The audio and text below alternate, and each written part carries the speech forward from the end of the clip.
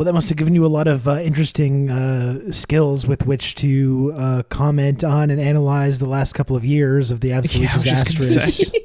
I was going to say the absolutely disastrous COVID response until the Biden administration, Dark Brandon, came and ended the pandemic expertly. No one was doing that Good before. stuff. I know. Someone should have thought of that previously. I don't know why no one. And we're good to go. There's definitely no winter surge coming. Nope. No, like honestly, so when COVID happened, I was at the conclusion of my first year. And as a public health student at that point, you basically have done all your core classes and you're preparing for like the field work. And I was like, damn, like this response is horrible. I went into the School of Public Health with like different goals. And I left with like communicating efficiently, no matter what it is. I went in like wanting to like bridge the gap between like reproductive health like disparities.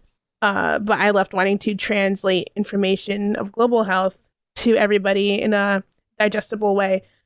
So the response of COVID definitely influenced like all the certifications I picked up, especially within the health communication and population. It's wild. Yeah, I mean, it's the same thing. Like the Democrats are largely doing the same thing they accuse Republicans of doing, just like downplaying the severity for political purposes. Like it was an election year, people were getting sick, a ton of people were dying, people were getting long COVID, and during the Trump years, certainly they didn't care.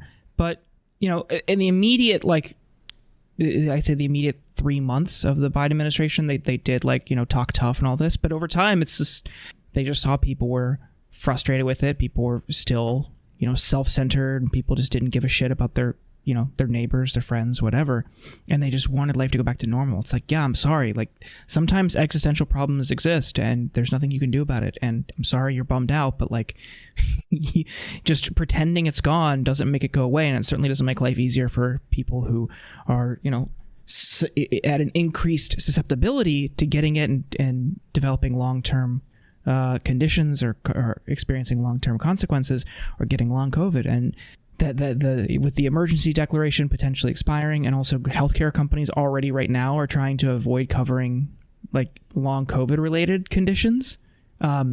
It's just, we are in for so many like unseen issues for years to come, and it's really infuriating. I share your disappointment with the government. Just like how are we so bad in both parties at handling this? They're just, you shouldn't have any faith in them to be able to respond to a health crisis. And the sad thing is, we're probably going to see more, like at a much rapid clip. Like this, they say this was once in a century, and the last thing you could point to, at least here, of something similar was about 100 years ago.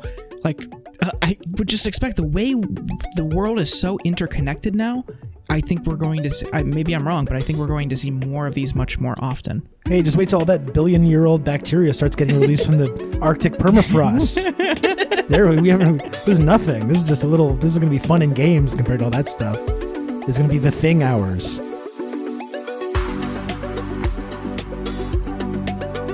Thank you for listening to this sample of the Insurgents podcast. To hear the rest of this episode and for more bonus content, please subscribe at theinsurgents.substack.com.